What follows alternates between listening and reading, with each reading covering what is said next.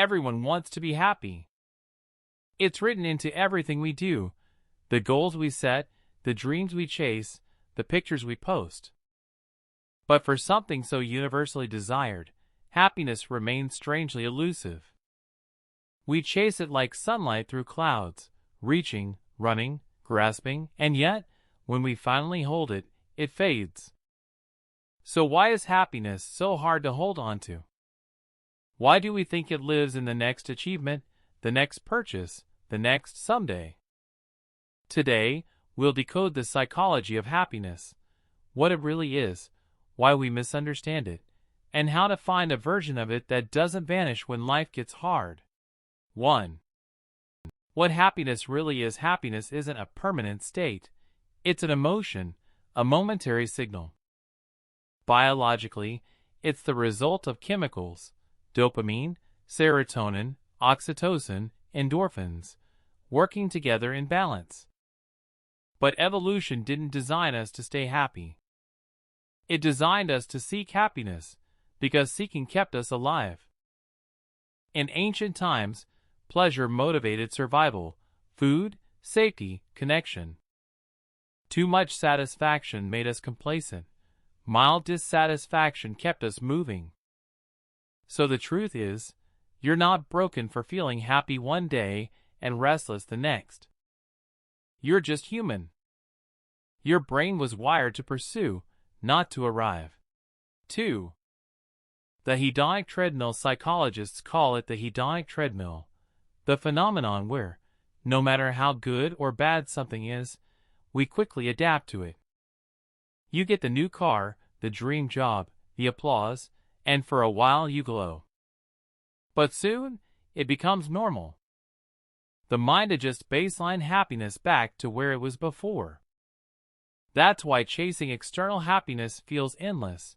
You keep running, but the finish line moves with you. Real happiness begins when you step off that treadmill, when you stop chasing pleasure and start cultivating peace. 3. The difference between pleasure and meaning. Pleasure feels good. Meaning feels right. Pleasure is dopamine-driven, instant reward, short-lived. Meaning is serotonin-driven, long-term fulfillment, deeper contentment. You can binge-watch your way into pleasure. But you build meaning through purpose, doing something that matters beyond yourself. Psychologist Viktor Frankl, who survived the Holocaust, said, "Those who have a why to live can bear almost any how." Happiness, then, isn't the goal.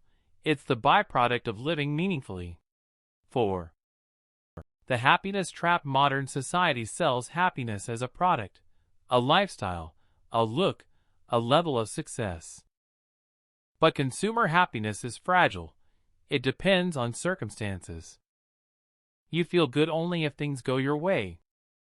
If not, you blame yourself. I should be happier. This is what psychologists call toxic positivity, the pressure to feel good all the time. But real emotional health isn't constant joy. It's emotional range. Happiness isn't the absence of sadness. It's the ability to experience both and still move forward. 5. The brain and happiness. Your brain doesn't produce one single happiness chemical. It runs a delicate orchestra: dopamine, motivation, pursuit; serotonin, contentment, mood stability; oxytocin, love and connection; endorphins, relief and euphoria. The mistake we make is overfeeding dopamine, the short bursts of pleasure, while starving serotonin and oxytocin, the deeper bonds of belonging and purpose. That's why we scroll endlessly. Dopamine spikes from novelty, followed by emptiness when it drops. But true happiness lives in balance, not in the next hit, but in steady harmony. 6. The social comparison problem. We measure our happiness not by how we feel, but by how happy we think others are. Social comparison is one of the brain's oldest social instincts, designed to keep us aligned with the tribe. But in a digital world, that instinct backfires. We're comparing our private struggles to everyone else's curated highlights. You think you're failing, not because you are, but because you're comparing your behind the scenes to someone's filtered version of reality. Comparison is the thief of joy, and perspective is the cure. 7. The role of gratitude. Gratitude might sound cliché, but neurologically, it's one of the most powerful happiness tools we have. When you practice gratitude, the brain releases serotonin and activates the prefrontal cortex, areas associated with well-being and calm. It literally rewires your focus away from what's missing toward what's meaningful. The happiest people aren't the ones who have the most. They're the ones who notice the most. Gratitude turns moments into enough. 8. Connection over consumption. We're told happiness lives in things. New phones, new shoes, new status symbols. But research from Harvard's 80-year-long study of adult development says otherwise. The single greatest predictor of happiness and health is quality relationships. Not wealth, not fame, connection. We're social creatures, wired for belonging. When we feel loved, the brain releases oxytocin, reducing stress and improving immunity. Happiness, at its core, is relational, not transactional. 9. The myth of constant happiness. Even people who seem endlessly happy experience sadness, anxiety, and doubt. The difference is, they don't resist it. They let emotions move through them instead of fighting them. Because happiness is not a constant state, it's a rhythm. Think of it like the ocean. The waves come and go, but the water remains. You can't stop the tide, you learn to ride it. True happiness isn't about controlling life's waves. It's about trusting that calm will return. 10. Finding joy in ordinary moments. Happiness doesn't hide in grand moments. It lives quietly in small ones. Sunlight on your face, laughter with a friend, music that fits your mood, silence after chaos.